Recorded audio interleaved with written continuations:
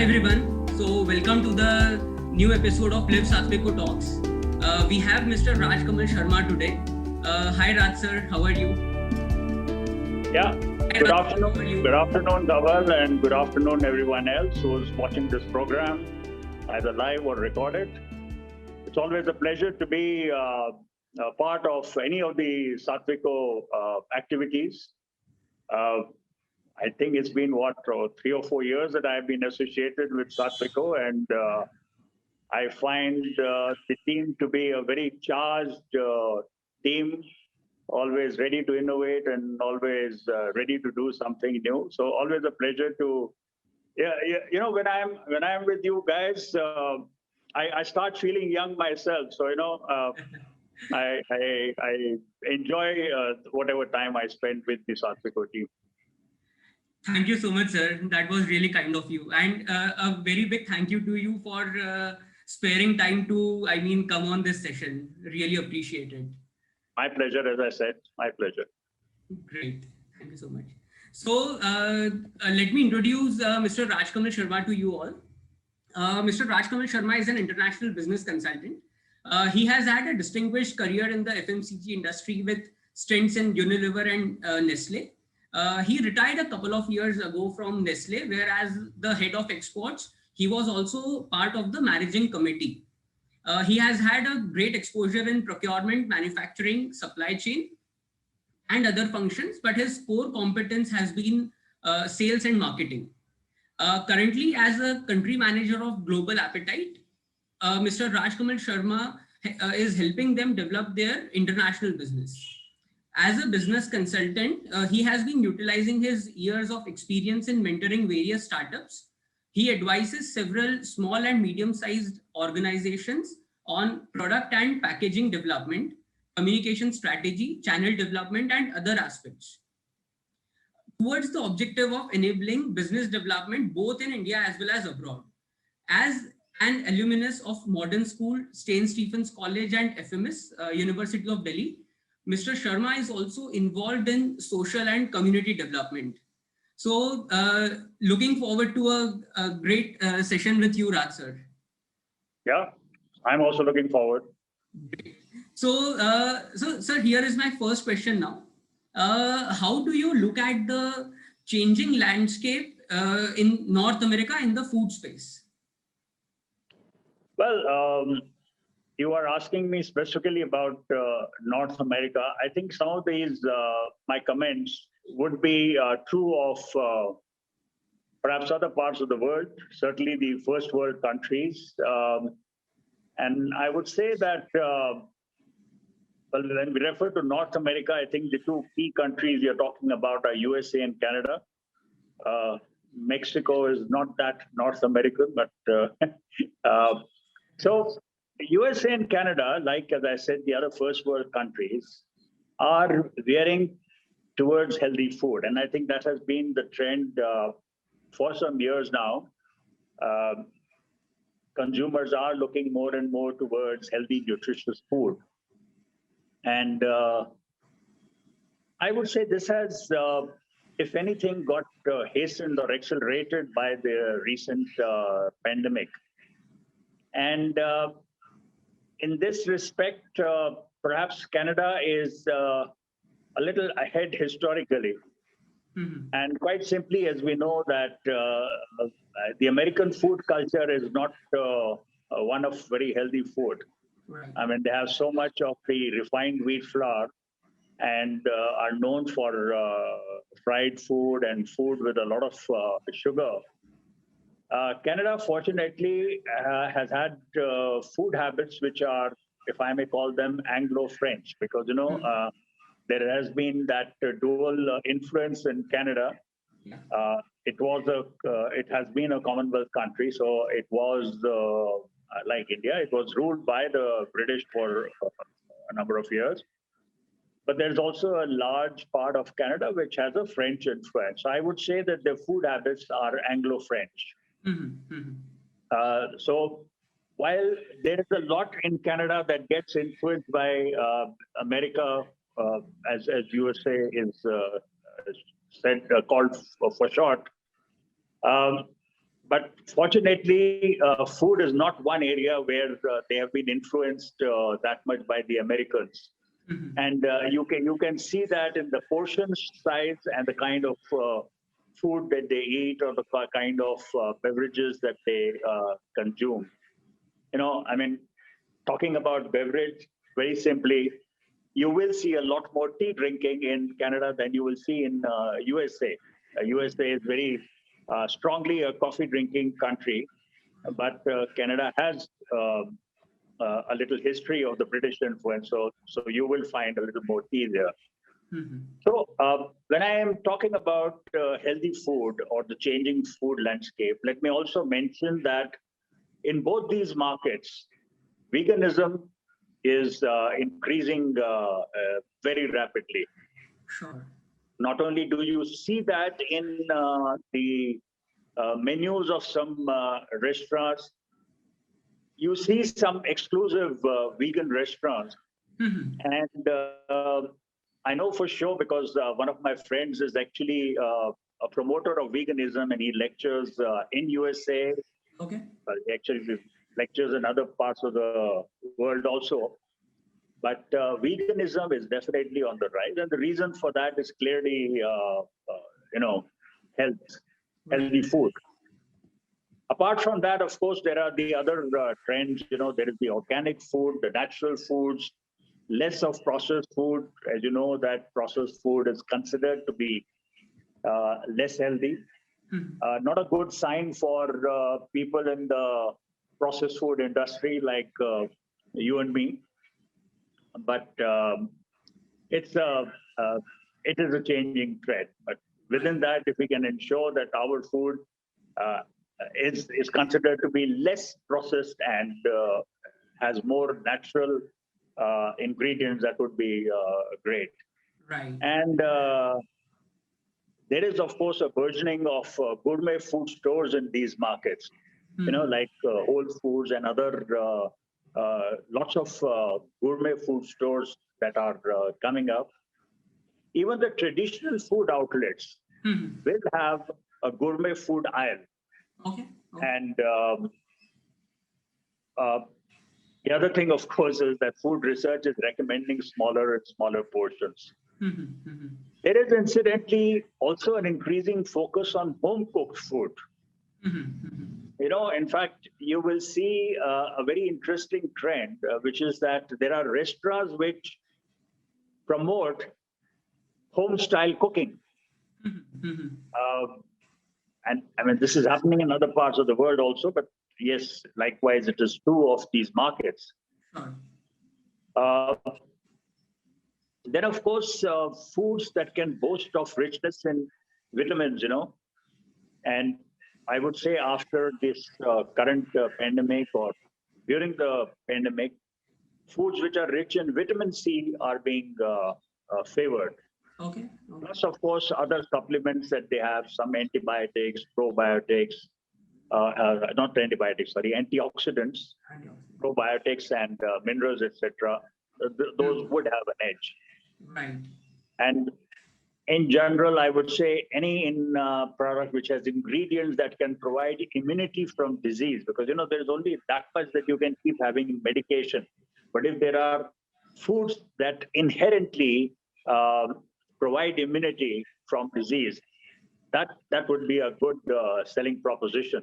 True. True. Uh, Now, we all know that the origin of the coronavirus was a type of meat. And in fact, most of the viruses that have hit the world in the last Yeah. decade or so have had their origin in meat or meat products. Right. Yeah. So meat consumption can be seen on the decline. Mhm. And therefore, meat alternatives and basically protein rich food, because if you're not eating meat, you have to have other protein substitutes, Mhm. then protein rich foods would go up in popularity, according to me. Mhm. And that includes something like chickpeas, I mean, Mhm. products or foods derived from chickpeas would be in great demand. Right. And, I mean, it's not just hummus, it could be chickpea tofu, it could be chickpea flour. I mean, Right. we have chana atta out here in India, as you know, Yeah. and even chickpea cereal. So it is definitely the trend is towards healthy foods, towards superfoods. That's what it's all about. Right. So, I'll come to the second question, sir. So, I mean, since you have spent a lot of time, I mean, more than 3 decades with brands like Nestle and Unilever. So, what learnings would you like to share with the growing brands from India who wish to now, I mean, go overseas?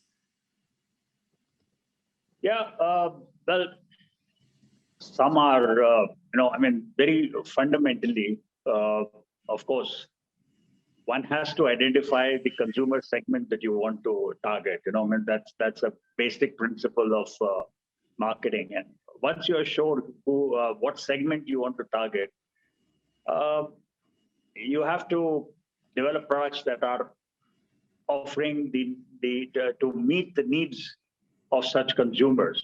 Mm-hmm, mm-hmm. And when you're doing that, I would say to not dilute the focus.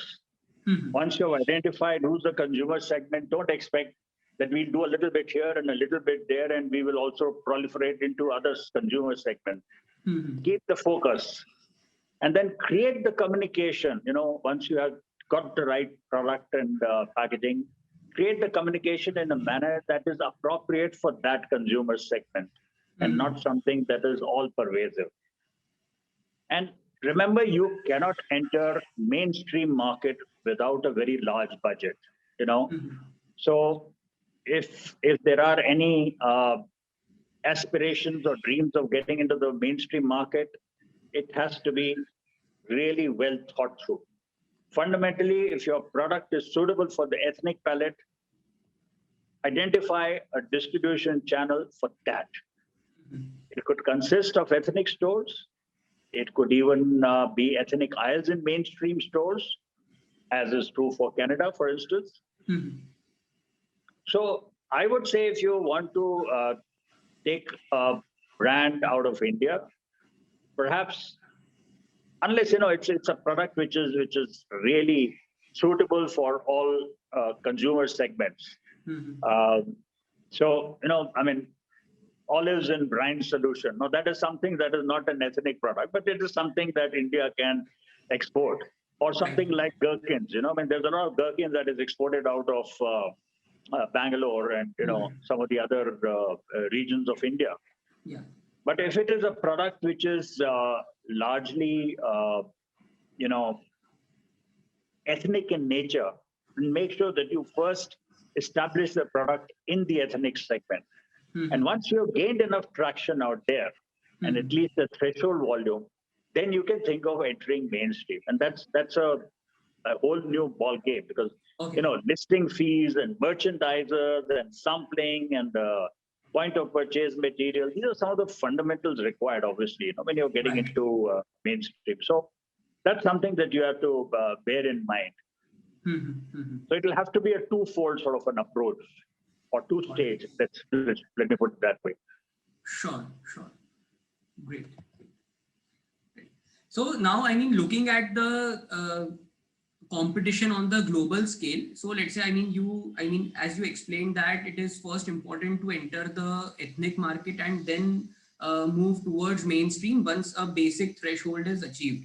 So in that case, what points should be considered by the brands, who are planning to compete with such brands who are already doing well on the international platform? Well, I think it's actually a very fundamental, let us say, point in marketing. Mhm. Uh, Important thing is that you have to identify a product differentiation Okay. that has the ability to satisfy a latent demand. I mean, if you want an Indian brand to compete with global, you cannot have a product which is in any way similar to the ones that are there. So it has to have a very clear-cut product differentiation, and it's not an easy thing, but to be able to identify that latent demand, that's going to be the key. Packaging has to be innovative and contemporary. You know, uh, there is so much that has happened in packaging that if you do not come up with something that stands out, you would be lost in the clutter. And mind you, your brand name and the brand properties, the brand logo, must have an international appeal. So this is where that ethnicity will not work if you want to really go into the international platform. Right. And I would say, do not cheapen your product. That's a mistake that some of the Indian exporters make. Do not cheapen your product. Yet, obviously, it should be affordable for the target segment. Right. But you are not to place your product in a manner that, oh, it is cheap, so you buy it. I think the important thing is that the value addition, the kind of let's say the quality parameters that you can deliver on that, or the plus points of the product that you can do, and your distribution partner, I mean, whoever you identify, must have the right infrastructure. So depending on the kind of market that you're going on, the consumer segment you're going on, they must have the reach in those targeted outlets, and they must have the adequate infrastructure for that. Don't get trapped by people who promise something to you but don't really have the wherewithal for that. And the communication strategy, I mean, that obviously has to ensure that it creates an awareness amongst the target audience. I always say that the fundamental in new product introduction is that you must create awareness in a manner that it induces trial. Right. And again, to repeat it, this must be that communication must be clutter breaking, because there is so much clutter. And I'm not really only talking about television advertising. That's something for much later, because it's so expensive. Right. But even if it is in the aisle, it must be clutter breaking. And you may have the confidence in your product that, once somebody has been induced to try it, and therefore they've bought it, they've tried it, whether through sampling or whether through purchase, and the product has the right quality, you will get your repeat purchase. But it's not merely that, you still need that constant reminder with the consumer. And a lot of that reminder has to come in store itself, because a lot of the purchase decisions are made in store. Right. At the last point. Sure. I mean, since you have traveled extensively across various geographies, of course, pre-COVID. So considering that thing, what suggestions would you like to give to the upcoming brands who have to select the initial target countries, in the sense that when they are planning to explore the international market? Basically, depending on the kind of product that you are looking to market, and of course, it should, as I said, it is the consumer that must be at the primary spot. That have you first identify who is your consumer.